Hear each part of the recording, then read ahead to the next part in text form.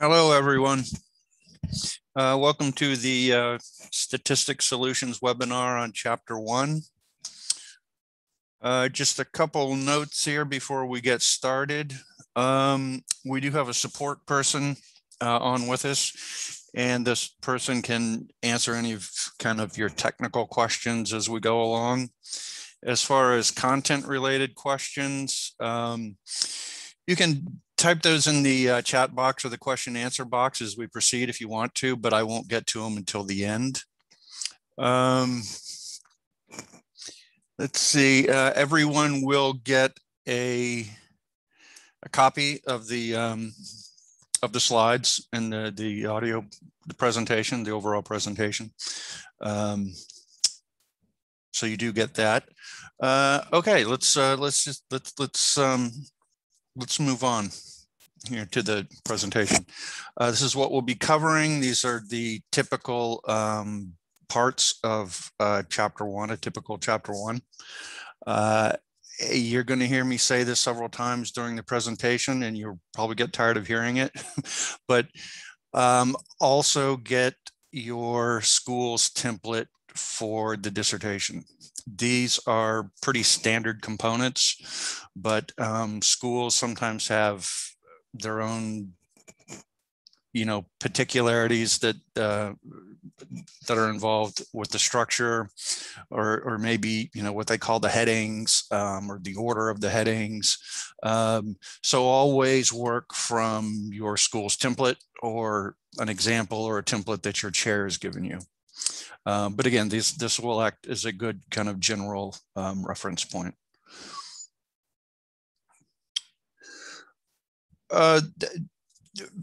And before I go a little further too, let's just pull back from Chapter 1 and get a big sense of how the study fits together.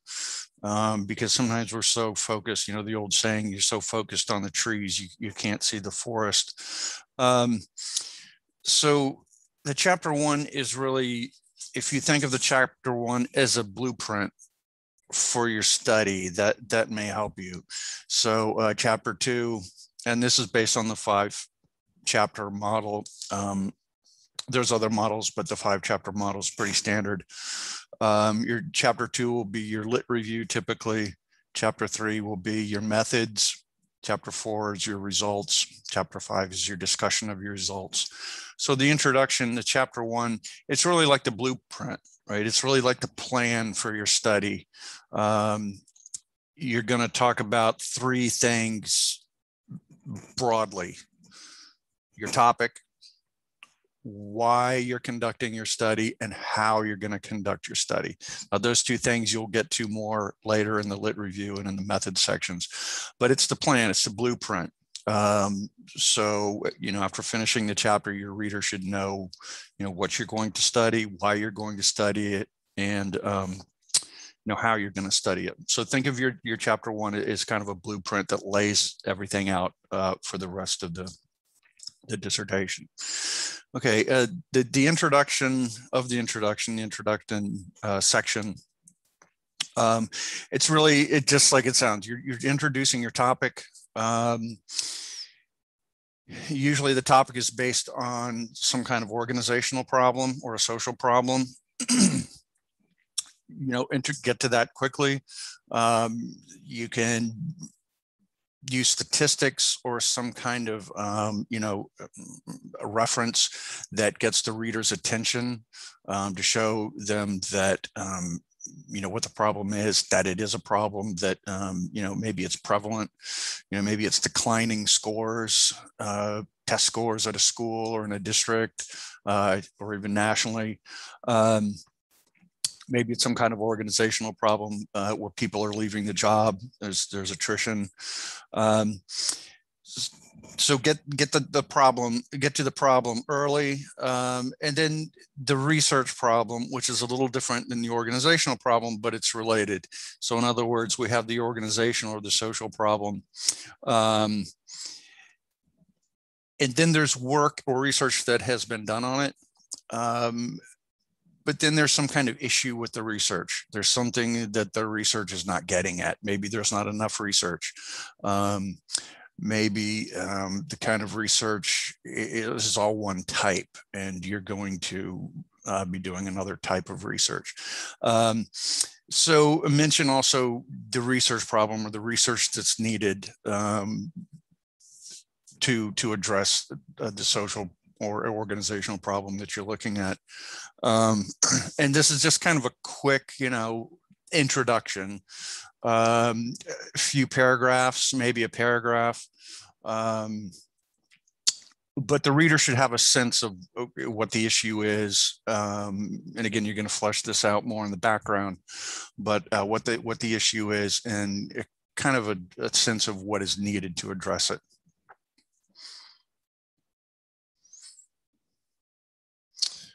Okay, let's see, did we get the background? Let's see, okay.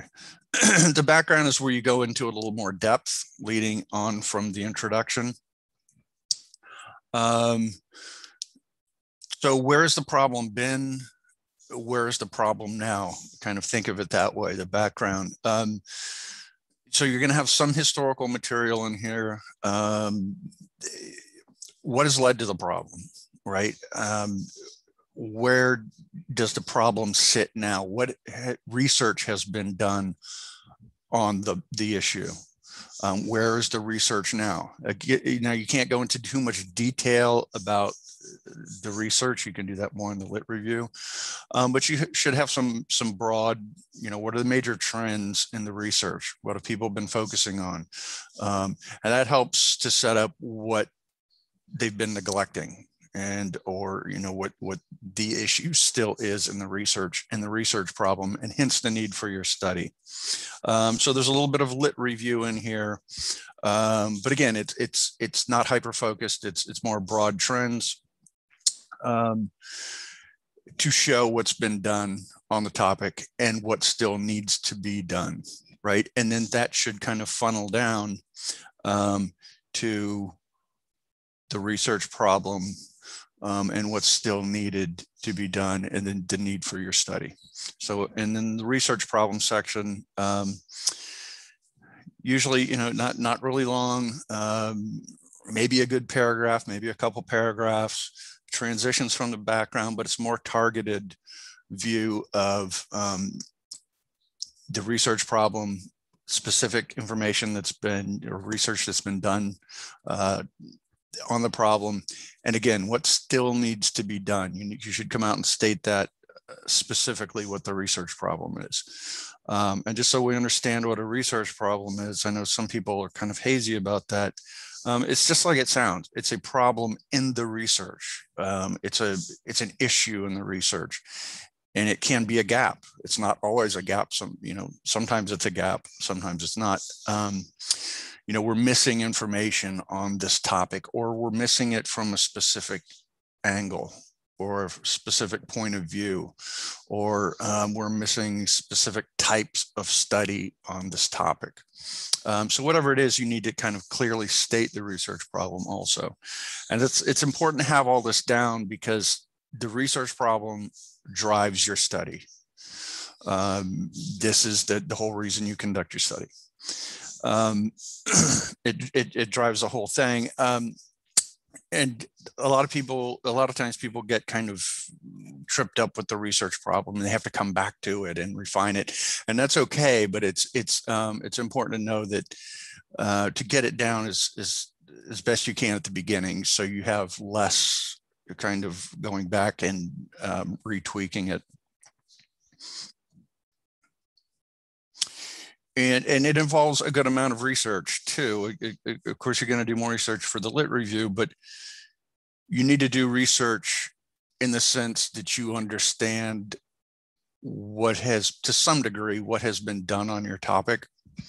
So you can then kind of zero in on a research problem or what is still needed to be done. Okay, the purpose has a very specific wording they usually want for the purpose, and it's just like I've written it out here. In the purpose statement, it goes something like, the purpose of this approach designed, for example, quantitative correlational study is to examine, investigate. If you're conducting a qualitative study, usually explore is a more appropriate word. The concept of variables, whatever they are, in whatever sample and setting that's specific to your study. So I gave you a couple of examples there of a qualitative example and a quantitative example. And that's the actual purpose statement. And once you get the purpose statement down and your chair's okay with that, that never changes. It's one of the things in your study, that and the research questions, that must stay the same throughout the entire study. In other words, you can copy and paste your purpose statement if you need to use it again, or your research questions, but that's about the only time you can copy and paste information from one part of your study to another part. So the purpose statement stays solid once you get it down. And really the purpose statement is just, it nutshells what you're doing in your study. And the purpose section contains the purpose statement, and it will sometimes contain a little more. It's usually pretty brief.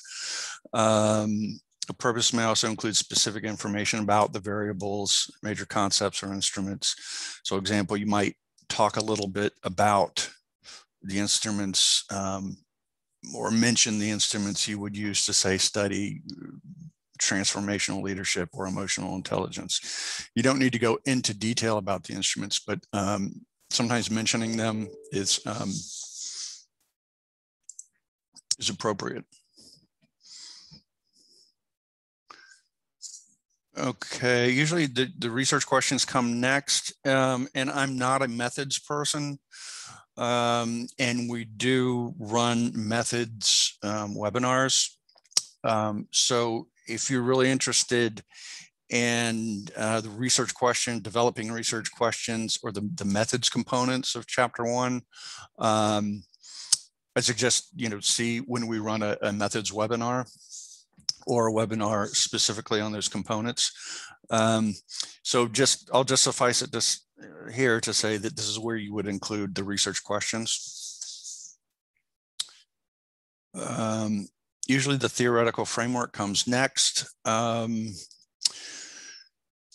this is where you talk about the theory or the concepts put together as a framework that are going to guide your study and help you explain the results. And the age-old question is theoretical or conceptual framework. Now, there are resources out there. There are good articles on the differences between theoretical and conceptual frameworks. How deep do you need to go to understand what you need to understand for your study? I don't know. I mean, what I tell people is typically theoretical frameworks are associated with quantitative studies. Conceptual frameworks are associated with qualitative studies. And just my sense of it is that usually for quantitative studies, you're using a survey instrument, and the survey instrument has a theoretical base, a base in a theory. So typically you can use a theory or theories. For something like qualitative studies, usually you're not using a single theory. You might be using some major concepts.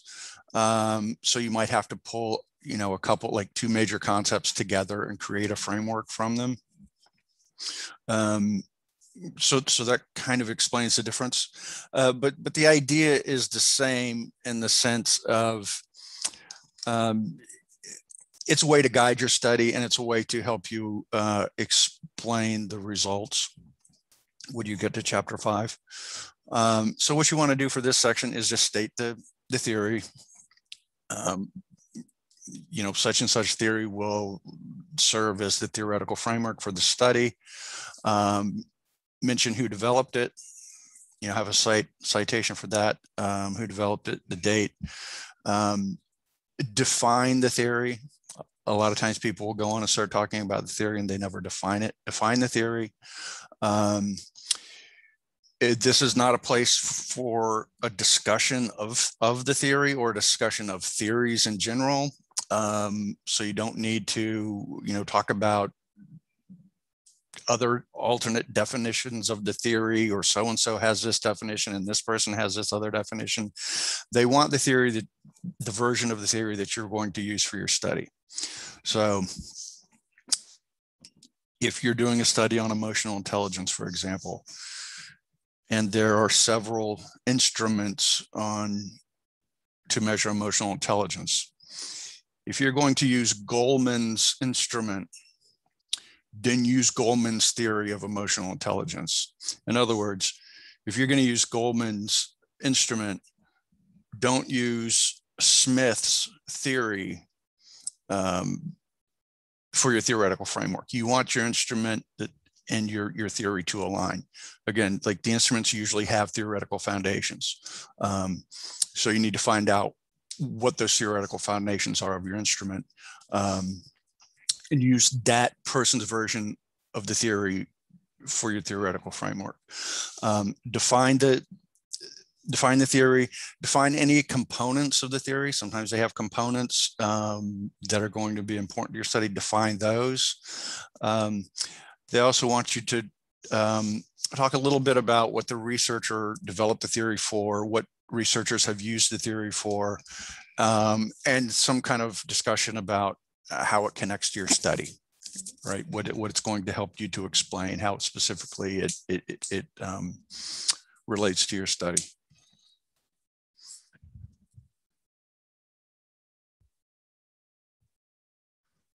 Nature of the study or study design. Again, this is a methodology section. This is where you discuss your study design, which includes the rationale, why you're choosing the design, why it's suitable for what you're looking at. And some of the other components. But again, I'm going to leave this discussion of this for a methods webinar, if you're interested. Okay, definitions. There's usually a section where you define terms that you're going to use for your study. And usually the section contains no other content than the definitions other than these terms are defined for use in this study. One sentence, and then you get to the terms. The term should include obviously any variables, if it's quantitative, any variables or factors that you're studying.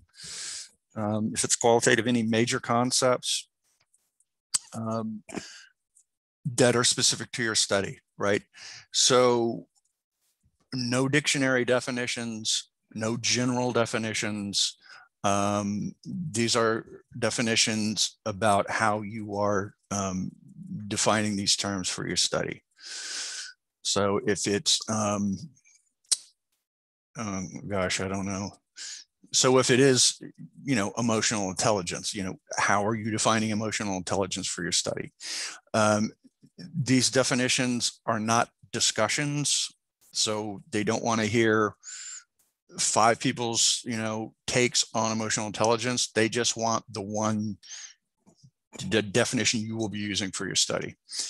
Usually the definitions are short, 1 sentence, 2 maybe, not more. You don't really need more than a few sentences. Ideally, they are supported by a peer-reviewed source.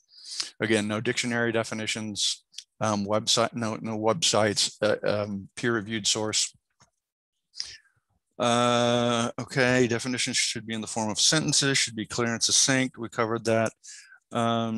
Okay, sources should be recent when possible. This isn't so important because sometimes if you're dealing with theories are older. Recent when possible. If it's not possible, that's fine. Also sequence them alphabetically.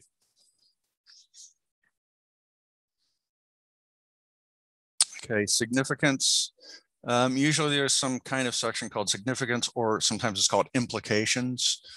And usually this is two-pronged.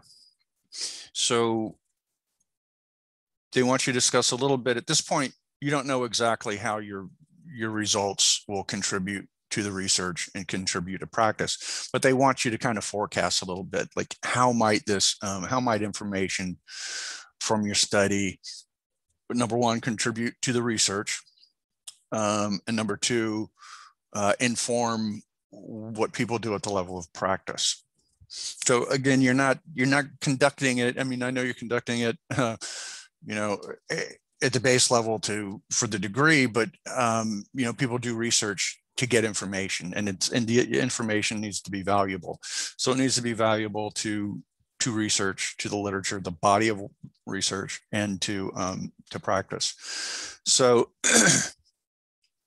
when you think about this, you know, I would just break it into two sections or two subsections. You could use subheaders, or you don't have to, but just think of it. You know, usually it's not that long of a section, maybe a couple paragraphs. One, you talk about how might the information you get from your study change how researchers approach the topic in the research. How might it change or add to how we think of the theory? Right? What's it gonna, you know, what's it gonna add? What's it gonna contribute? How might it contribute to the body of research? Also, how might it contribute or inform, maybe is a better word, your results inform what people do at the level of practice. So if you're doing an education study, you're gonna want to talk about probably what your results mean for teachers, maybe, or maybe for administrators, or maybe even for students. You know, if it does involve teaching, you know, it might involve, and you can get kind of nuts and bolts here. You know, how maybe the kinds of things you tell teachers in professional development seminars, you know, how you train them, right? So you can get really kind of specific about how your information might interact with practitioners at that level.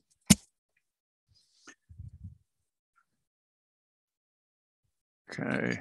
Other sections, I kind of combine these together because not all schools require these.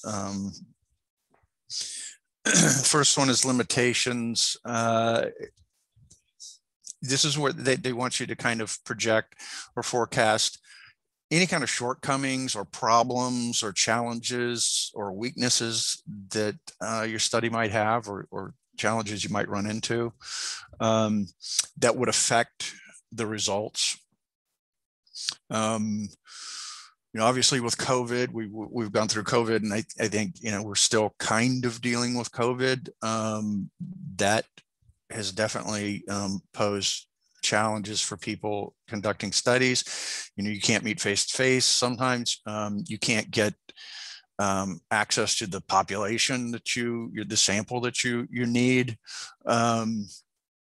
So anything like that could kind of throw a wrench into things and affect your results. You need to discuss. For qualitative studies, a common limitation is subjective bias. You need to mention that if you're conducting a qualitative study, and also a little mention of how you plan to deal with that. There's ways to deal with bias. There's a couple approaches that you should probably look into.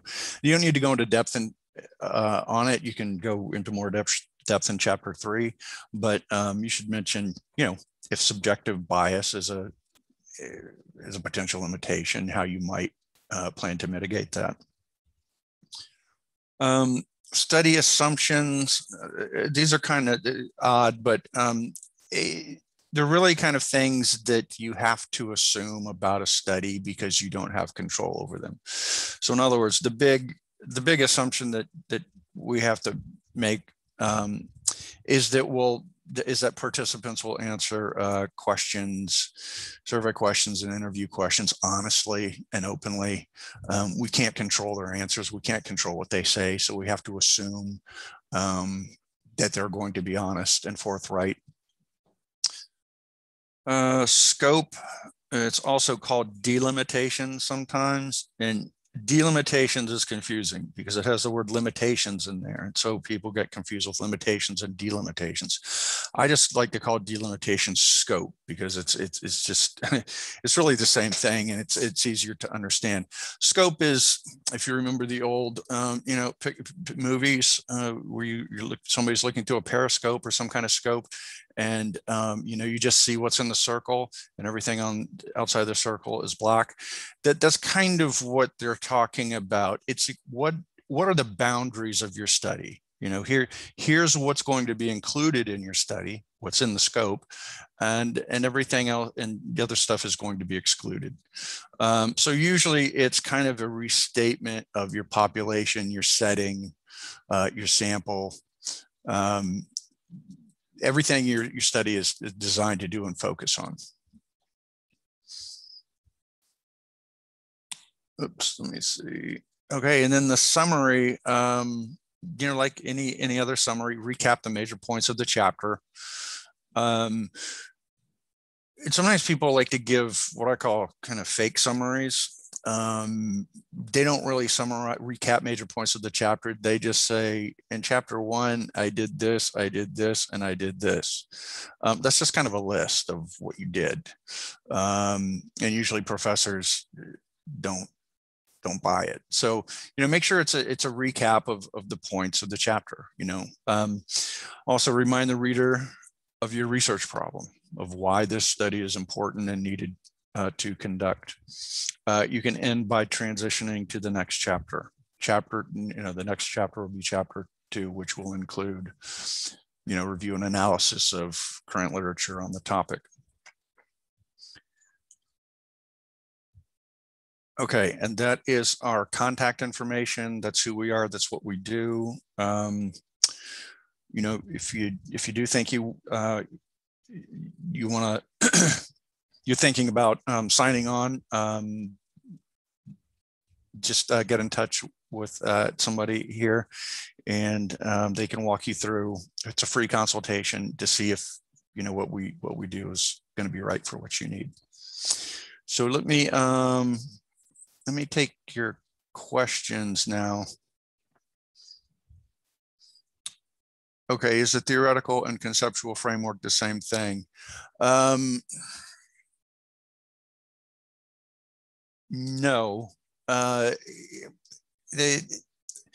are differences. I mean, and a lot of them are really, to quote unquote, academic, but the theoretical framework, I tell people, are typically more associated with quantitative studies. Conceptual framework, more associated with qualitative studies. And usually this is because, quantitative studies involve surveys, instruments, which usually have a theory, a single theory as a basis. So it's just easier to kind of align a theory with a quantitative study, hence a theoretical framework. And a conceptual framework, usually you're taking concepts, like for a qualitative study, if there's not a theory that encompasses what you want to do, because qualitative studies tend to be exploratory, you can take a couple of major concepts and kind of merge them together to create a framework. So that's kind of the difference, I don't know, maybe a simplified difference. But I think you're pretty safe if you stick with theoretical framework but they do the same things in the study. They act as a guide for your study, and they help you to explain the results. So they really do the same thing, even though they're not quite the same thing. And at the end of the day, if your chair, whatever your chair wants you to use, I would go with that. And it would be the case, and with all, if there's any issue, whatever your chair says, usually is the best thing to do, unless there's a good reason, that you're going to question that. What are the differences between grounded theory interpretivism versus positivistic approaches to researcher perspective and leadership theories. I don't know all that off the top of my head. You're going to have to kind of dig into that. I do know, though, grounded theory I would stay away from, because as novice researcher, grounded theory is very advanced. To do it right, I mean, you're basically generating a theory from your study, from your results. I mean, and sometimes that's needed, and sometimes there's no doubt. But it's really kind of advanced. So as kind of inexperienced and novice researchers, I find that people typically aren't prepared to do grounded theory because it is advanced, and it's more something geared toward experienced researchers. But the difference between interpretivism, positivistic approaches, and leadership, I mean, you're going to have to, I can't answer that without resources. Are encyclopedia definitions okay since it isn't a dictionary? Or are they considered the same? No, encyclopedia definitions are not okay for the definitions. It's pretty much the same as a dictionary. They're too general. You want something that comes from the literature, and particularly that pertains to what you're studying.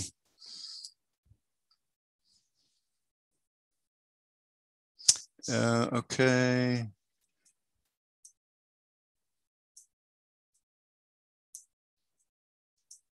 Okay, let me see. This is, how do I get all the information or topics that have been lectured?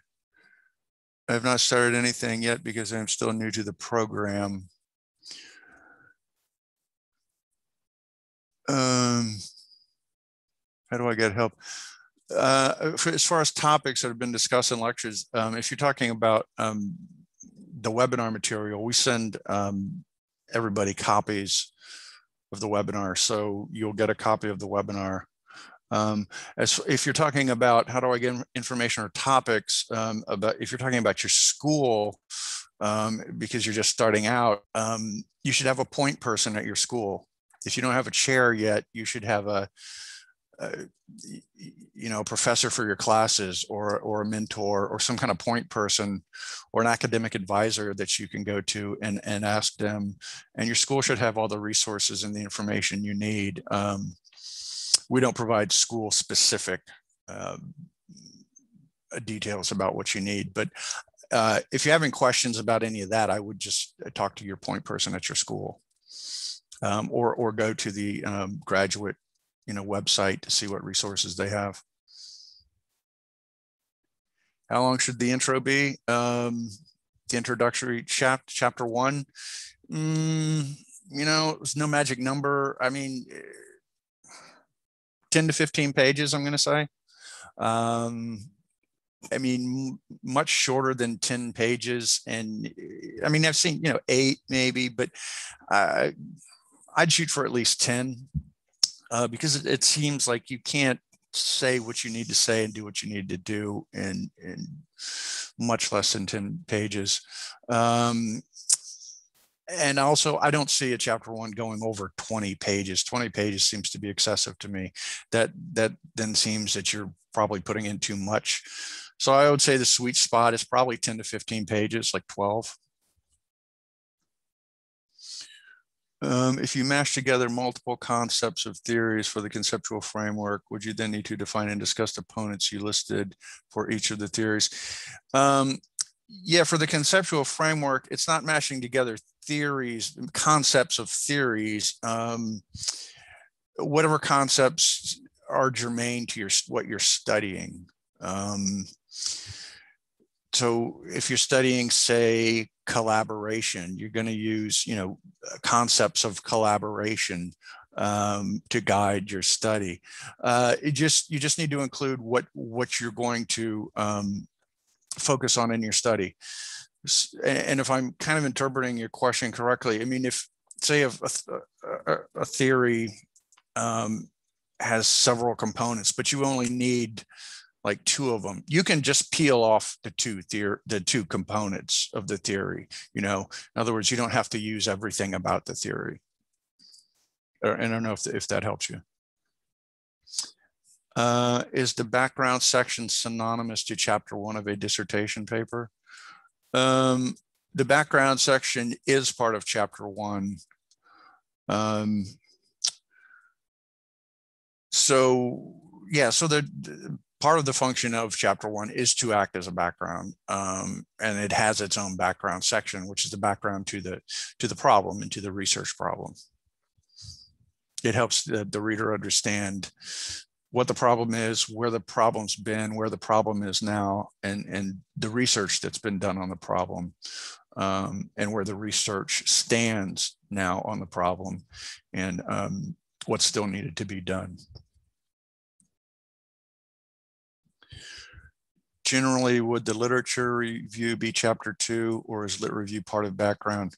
The literature review itself, the formal literature review, is the big part of chapter 2. Chapter 2 usually contains an introduction, an extended discussion of the theoretical framework, and a summary at the end. But 80% or more of the chapter 2 is your lit review, which reviews and analyzes and synthesizes current recent research on the topic. Now, the background will contain some lit review. The background in chapter 1, it will contain some lit review. It is not a lit review per se, but it will contain some review of the literature, so you can show where the topic, where the problem has been, where the topic is problem is now, and research on it. So yes, the background does contain some literature review.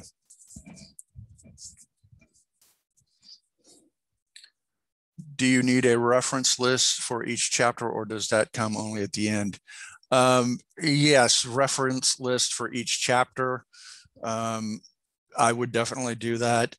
Usually chairs ask for it because sometimes they want to, they want to check, they want to see, oh, hey, I want to see what this person said. So they would like to have the reference list at the end of each chapter. Also, it makes it easier for you. That way you don't leave it to the end, and that gets really confusing. There's a lot of work. You're trying to, wrap everything up at the end of your dissertation. There's a lot going on, and you have to deal with references. It's a pain in the neck.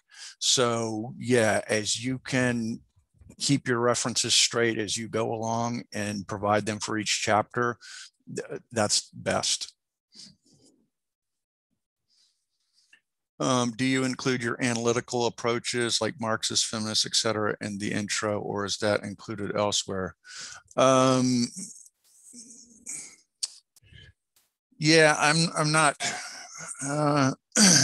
It depends. If you're using Marxism as part of your theory, or feminism as part of your theory, that would go in the theoretical framework, I would think. You would, I think for this one, I'm going to just default to go by what your template says or what your chair says for that one, which is always a good thing to default to. If you ever have a question, go to the template. I mean, that's what I said at the beginning. You're gonna get tired of me saying that. See what the template says. And of course, any questions, your chair is your point person for any specific questions. And some people, just a word here about talking to your chair. Some people are intimidated by their chairs, and I get it, because sometimes there's a power imbalance. For one thing, they're professors, they have experience, they have more experience in the area, more experience as researchers. They've been through the process, and you're still a student. You're an advanced student, but you're still a student. So chairs can be intimidating, but also remember that that's why you're here, and that's why they're here, is to help you and to teach you. And there's a difference between bugging chairs for every little thing, and asking legitimate questions and just seeking legitimate, help. So I would just say, if some people you're intimidated by your chairs, or sometimes you're kind of withdrawn about that. I would just say it's something you have to kind of get over. And again, if you're polite and respectful, you should feel perfectly okay asking your share questions and going to them for suggestions and advice. Okay, let's see. What software and tools do you recommend for dissertation writers? It depends on what part of the dissertation you're talking about. Some people use, for the references, they use endnotes. Some people don't use anything. You're going to need software probably for your results chapter, either qual software or that helps organize information, or software to run your analyses. But I can't speak to what those are since they're methods. I'm not a methods person. And when you get to that chapter, you will know more by that time of what you need. But as far as general software tools, I don't know, there's resources online as far as, suggestions, that kind of thing for writing your dissertation. Would you explain appendices for chapter 2? Hi, Rebecca. Can you be more specific about what you mean by appendices for chapter 2?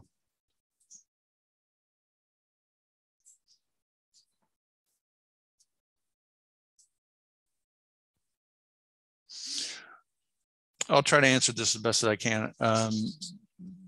There's appendices are for things that you want to include, but they would break up the flow. They're important, but they would break up the flow of the document. So they're not so important that they need to be presented right in the document, but they're important maybe to refer to. So things sometimes they want, the instrument you used or your survey questionnaire, those things, or letters of consent, certain kind of things you have to have people to sign, or IRB consent forms, or certain things like that are important, but they're not important to the actual discussion at the time. Those things can appear as appendices or appendixes. So as far as chapter 2 appendices, I don't know that there's anything from chapter 2 that would require being put in the appendix.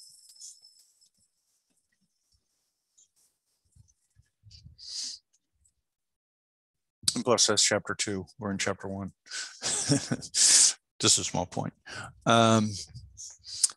Okay, are there any other questions? I know that's kind of a general, it's supposed to be a general kind of overview of the chapter 1.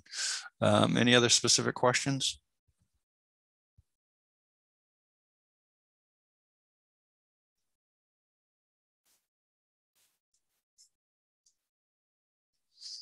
Okay. If there's no other specific questions, I'm going to let you go. We do run these every week. You can come back to this webinar again if you want. We run them on all other chapters and specific topics. Just check our calendar to see. And if you think you might need help, just schedule an appointment with a representative, and they can talk you through what we offer and to see if what we offer is right for you. Great. You're welcome. All right. Everybody have a nice day, and good luck, and maybe we'll talk to you soon. All right. Thank you.